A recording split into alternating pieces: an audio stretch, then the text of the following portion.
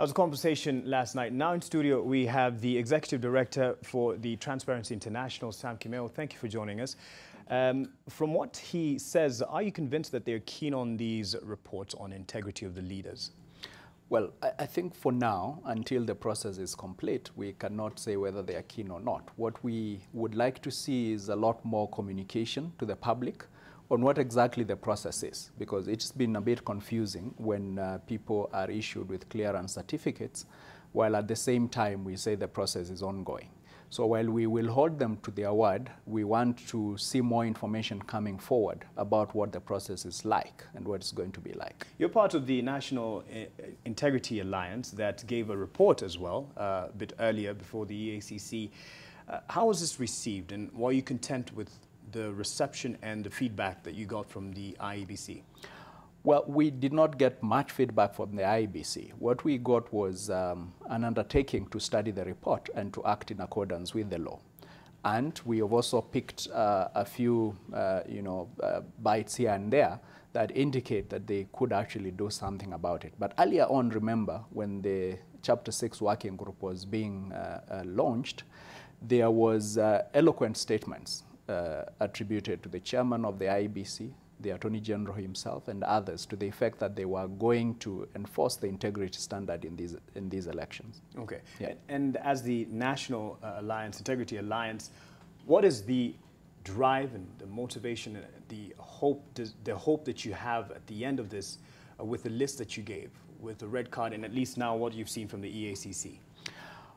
Well, Mark, we are a country that is in a deep integrity crisis. That is in no doubt. Kenyans are looking for answers to the integrity problems that we have. The amount of resources that are being lost to corruption in this country are astronomical. And at the same time, when we are having issues like we're having with the nurses, a strike that is debilitating to the health sector, resources are required for basic services. Kenyans are very keen to make sure that their resources are protected. Mm-hmm. And this campaign, in our view, is aimed at, one, reawakening that consciousness that an election is an important period for this country, because it gives us an opportunity as a country to correct the direction the country is going, to elect leaders who will represent the aspiration of the people and protect the rule of law. Right. And there's a story that was done by Ken Mijungu on the concerns by other stakeholders, especially the clerics, who gave out a statement yesterday in terms of what they expect from the IEBC in preparedness just under 2 months to the general election. Hopefully our director will have that play in a bit. But when we talk about awakening the consciousness of Kenyans, where do you place the blame when you talk about leaders who have questionable records? Is it more on the Kenyans who vote them in? You get what you deserve, some people say. Well, I think that can be distributed across. But right now, before we have a full list, there is a big blame to be carried by our institutions that are vested with the responsibility of running elections. First is the political parties. Because if the political parties applied the law and upheld the integrity standard, we would have no candidate or fewer candidates with integrity issues.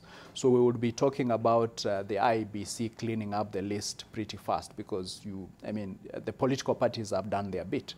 But we know our political parties are struggling. And I want to also give them credit, because I think an attempt was made this time round to hold primaries in a way that it had challenges, lots of challenges. But it could point to a future where political parties will play their role. And remember, these are part of our governance architecture. We spend money on political parties, public resources. Mm-hmm. So they are part of our public governance architecture that we must pay attention to and make sure that they do the right thing. Mm-hmm. There were a few cases where they barred people because of violence, because of questionable academic certificates, and so on and so forth. We're yet to pick up any that barred anyone on account of integrity, corruption issues, that is. Then you have the IEBC, which is the body that is mandated constitutionally to determine who gets onto the ballot. Okay. And it has other bodies that support it, because the information that the IEBC has to use to determine whether one is qualified or not is in the custody of other institutions, public institutions. And I think that's why the Chapter 6 working group was put together. Okay. So the IEBC has a primary role. Remember, if the IEBC gave the public candidates who are all tainted or mostly tainted, then of course the choice of the public is quite limited, and therefore you cannot entirely blame the public for the outcome of that election. So it's a chain that everybody has to play their role, but the public ultimately holds the say on who becomes their leader. We'll continue with that. Let's listen into the stakeholders' concerns that were put forward yesterday, and this was a story put together by Ken Mijungu. The debate on whether to include those indicted by the Ethics and Anti-Corruption Commission among candidates cleared by the IEBC continues. A multi-sectoral group known as Dialogue Reference is the latest to add its voice. They want the IEBC not to clear candidates named by the EACC as under investigations or found culpable. Already many of them have been issued with certificates of clearance. IEBC owes Kenyans an explanation. How come people cited by an agency which is constitutionally mandated to operate in that area have been casually cleared by IEBC? What was the criteria that was used? The group also wants the IEBC to dispel the prevailing public perception that there is infighting between the commissioners and the secretariat. Last week, the procurement boss, Lawi Aura, was fired over the procurement of ballot papers. Before then, the ICT director, James Mutahi, was also suspended over alleged interference with internal auditing. And this country spends substantial public resources to fund those agencies. They have an execution mandate and they have a responsibility to do their work.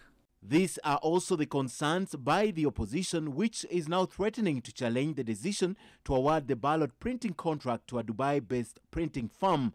There is concern about the sackings of the officials and the ordering of the ballot papers, because it seems as if one company is the only one that can manufacture ballot papers in the whole world.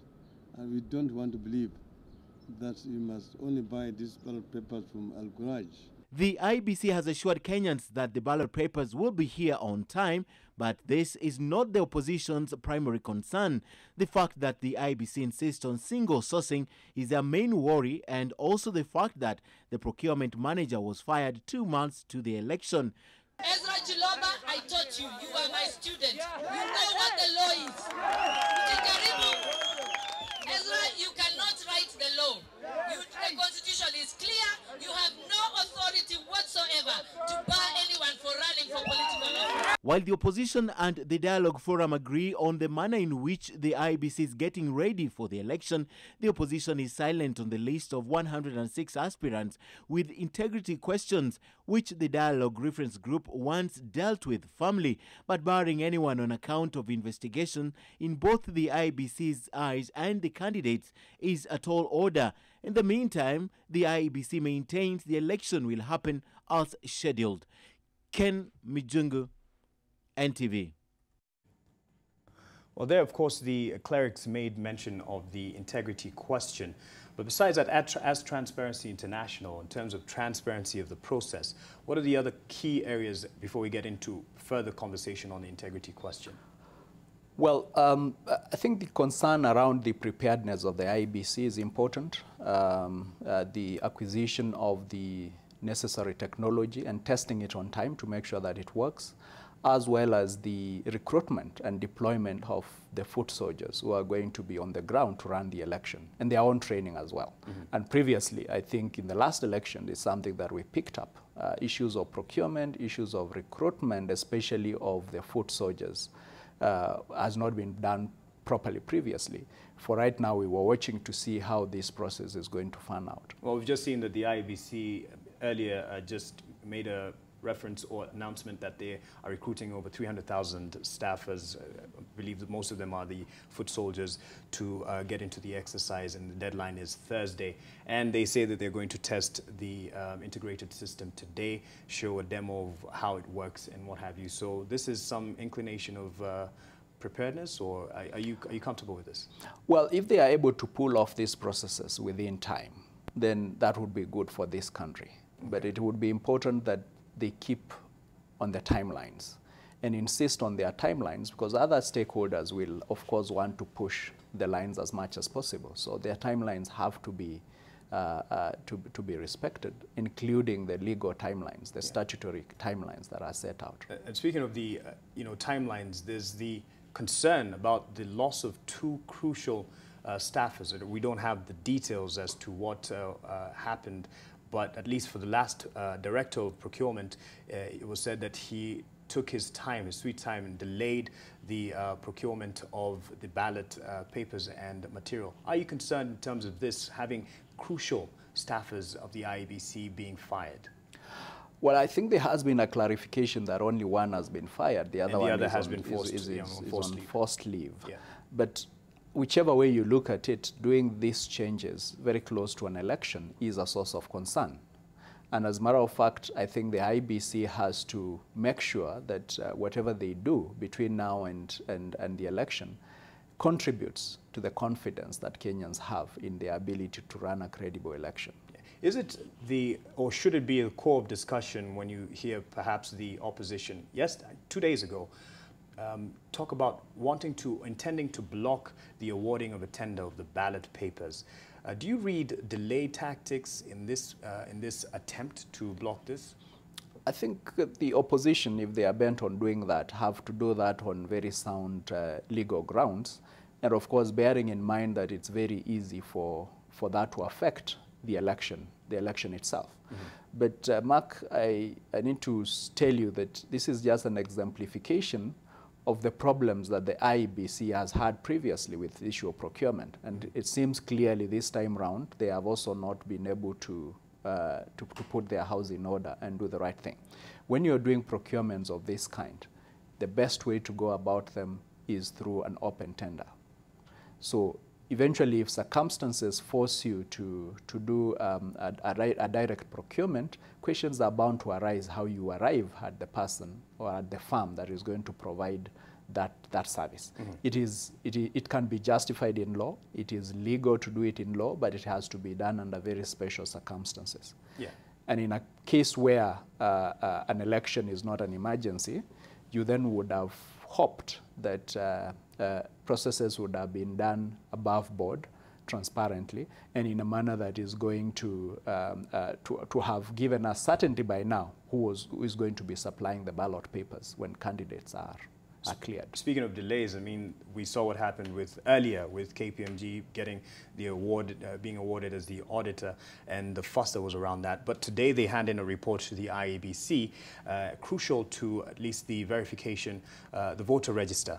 And yes, the verification ends today, and the process starts to give a clean voter register. In your view, the importance of this in endorsing credibility and integrity of the process?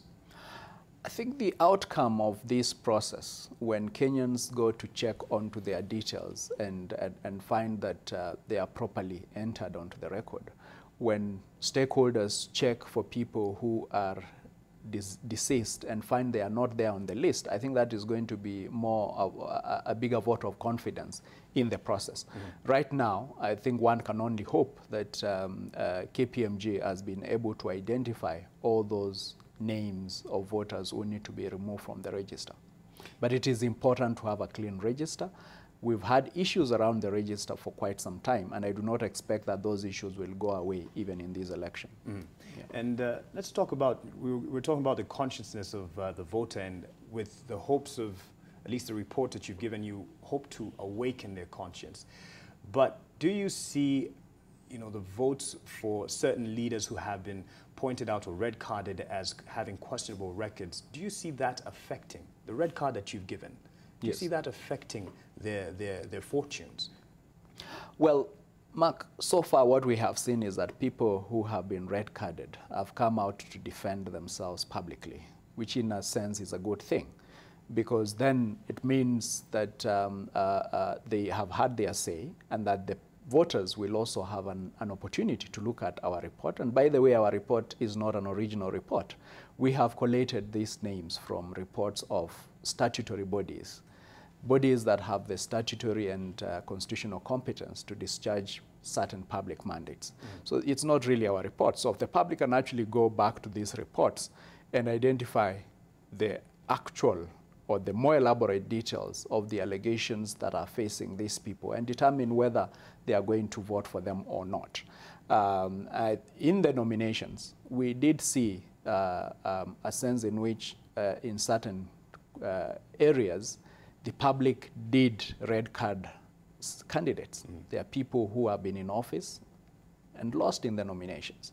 There are people who have been facing issues of mismanagement and they lost in the nominations.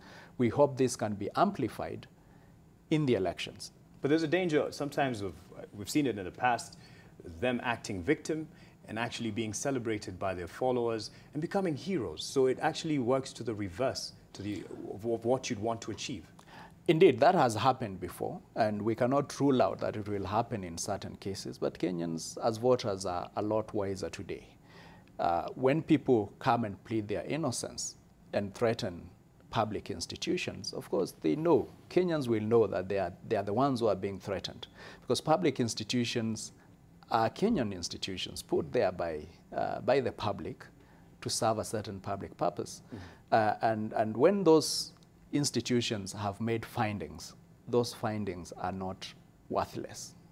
They have a basis. Yes. But of course, in terms of using this to profile themselves politically, there's of course that risk. But Kenyans again need to look through the issues that these people are facing and determine whether really they are the people who should be representing them. Right. And you've spoken of the statutory bodies, or at least institutions that have given these reports, and even such coalitions or bodies that as the National Integrity Alliance. What does it say of the Kenyans who get these reports and they still vote for the individuals who've been red-carded? Well, I think when that happens, it basically means that Kenyans have decided that it's important for them to focus on the interest of an individual at the expense of their own interest and the interest of the country. Because when people face allegations of corruption, allegations of funding violence and other criminal activities, they do not further the public interest.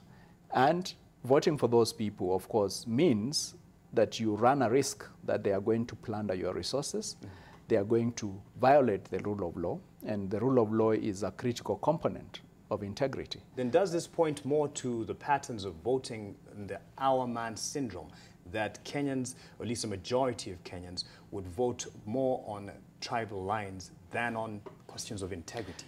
Indeed, it does. And part of the reason why we are where we are with rampant corruption across the country is essentially because of that. Because at some point, some voters will forget that this country is bigger than an individual and that investing in the future of their children and grandchildren is actually more important than pampering to the interest of an individual who is here today and tomorrow they are not there because, you know, fortunes in politics change.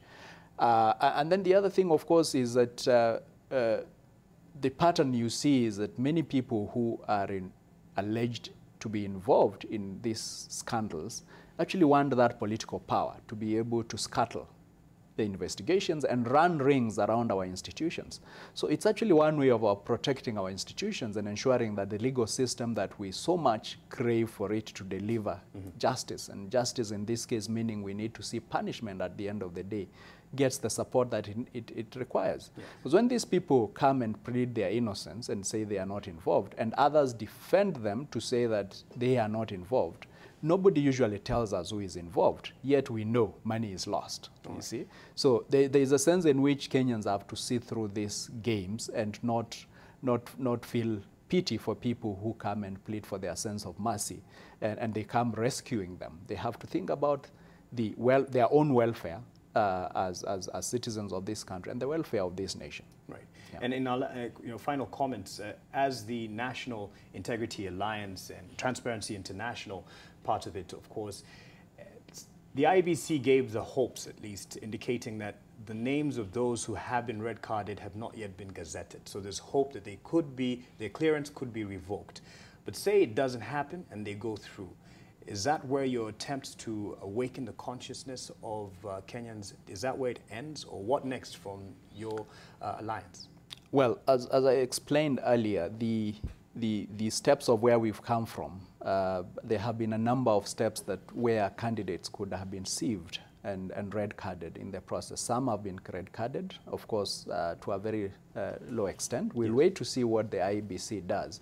But irrespective of the outcome of the IEBC vetting process, and we have urged them to go ahead and not let Kenyans down on this one, we have, of course, asked the members of the public in this election to think critically about the direction this country is headed and think about the leaders who they want to represent them.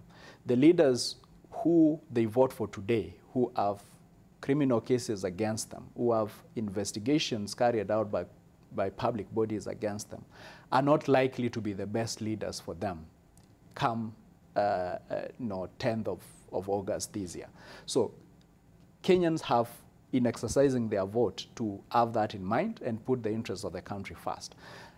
And then there will be an opportunity to also challenge electoral outcomes. Okay. And Kenyans might also take that opportunity where people who they believe have not been qualified, have been cleared to vie, and have actually proceeded to win that election. There are still opportunities to be able to nullify those elections for legal reasons.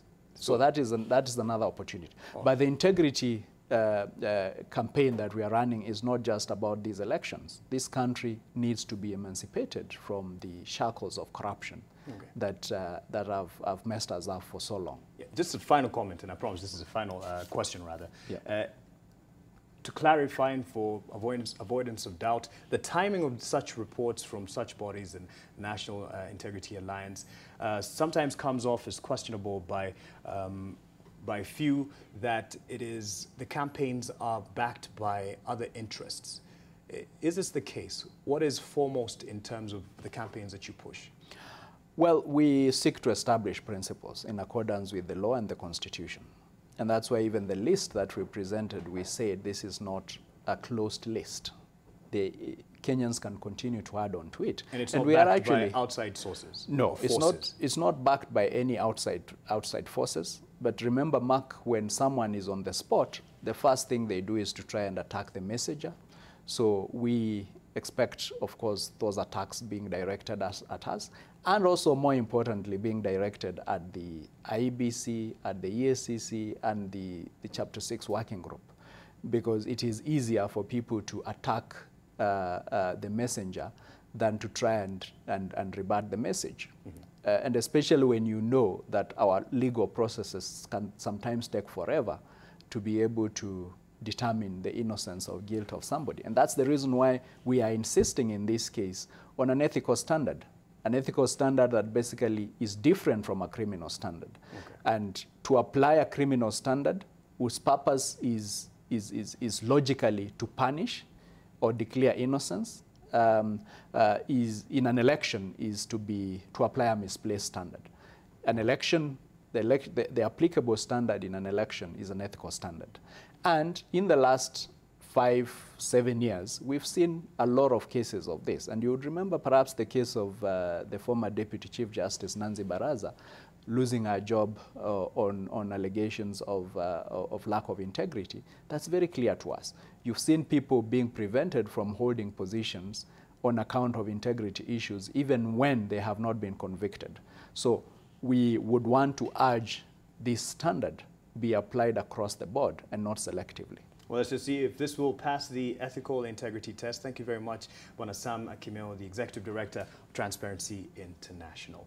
And now, just looking forward to the preparedness of the election, something that all media houses and journalists will be closely involved in, and politicians will be keen to follow. The Presidential Debate Steering Committee has developed guidelines for the upcoming presidential debates that precede the general election on August 8th. Everything from the format to dates and criteria of candidates and moderators has been put together. Let's have a quick look at some of the details on the criteria.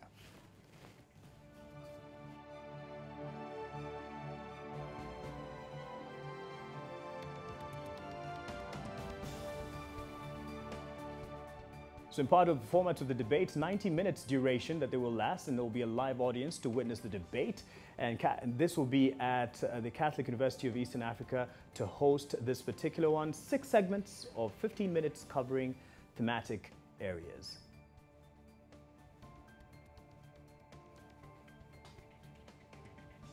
The first debate with presidential candidates will be on July 10th. And the second will with running mates on July 17th, and a week later, the third debate with presidential candidates.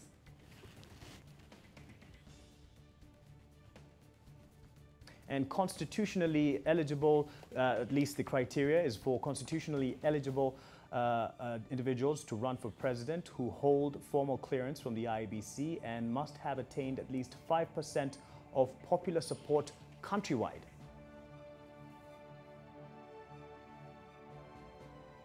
And the debate moderators criteria, I don't know if I'll make it, I'm just joking. Impartiality will be one of the criterion. Fairness and objectivity, strong understanding of Kenyan political landscape, understand major issues of presidential campaign, extensive experience in live television broadcasts, and proven ability to moderate debates. And of course, this will have representation from all media houses, as it is